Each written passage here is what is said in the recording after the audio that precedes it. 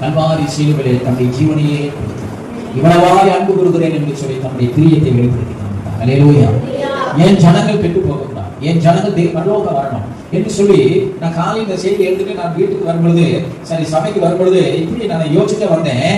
பிதா இந்த இயேசுவை பார்த்து ஒரு வார்த்தை சொன்னார், இவரின் நேசகுமாரன், இவரை நான் எப்படி இருக்கிறேன், பிரியமா இருக்கிறேன் என்று சொன்னார். அப்ப நல்ல கவி, அப்படிப்பட்ட நேசகுமாரனை, நல்ல கவி, அப்படிப்பட்ட நேசகுமாரனை பிதாவாகி தேவன் உங்களையும் என்னையும் மீட்டுக் கொள்ள வேண்டும் என்று கல்வாரி சிலுவையிலே ஒப்புக் கொடுத்தார். அல்லேலூயா, அல்லேலூயா.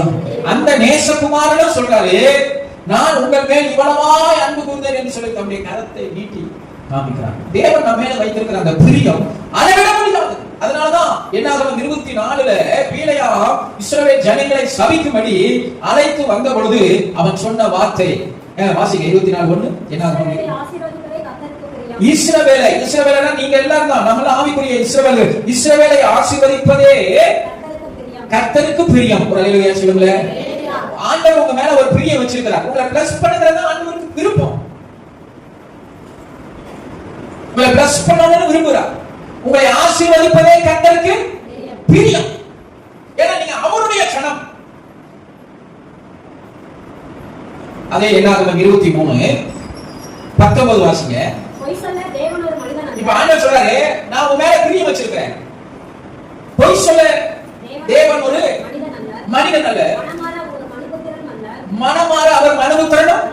உலகத்துல ஆண்கள் பெண்களை ஏமாத்துறதுக்கு, பெண்கள் ஆண்களை ஏமாத்துறதுக்கு அவர்களுடைய புரியத்தை என்னவா சொல்றாங்க, சத்தமா சொல்றாங்க. இன்னைக்கு சமயத்துல அது என்னன்னு தெரியல, கொஞ்ச காலமாவே யூடியூப் திறந்த சகோதரிகள் வெளியா மாறிடுறாங்க. சில சகோதரர்கள் இல்லையா, கல்யாணம் பண்ணிட்டு புருஷன் என்ன செய்யறாங்க, போட்டு கொள்றாங்க. ஒரே காலத்துல 10 நாள் ஹனிமூன் போற இடத்துல பிளான் பண்ணி கொள்றாங்க.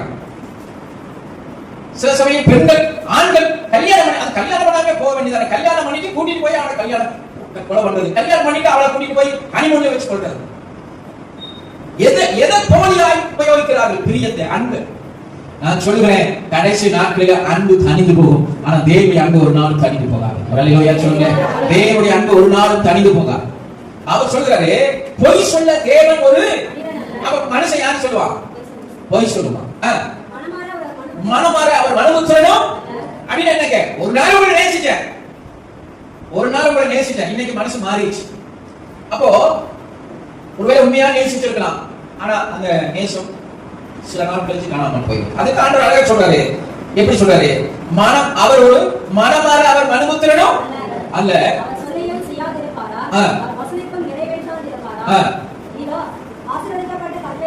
ஆசீர்வதிக்க கட்டளை பெற்றேன்.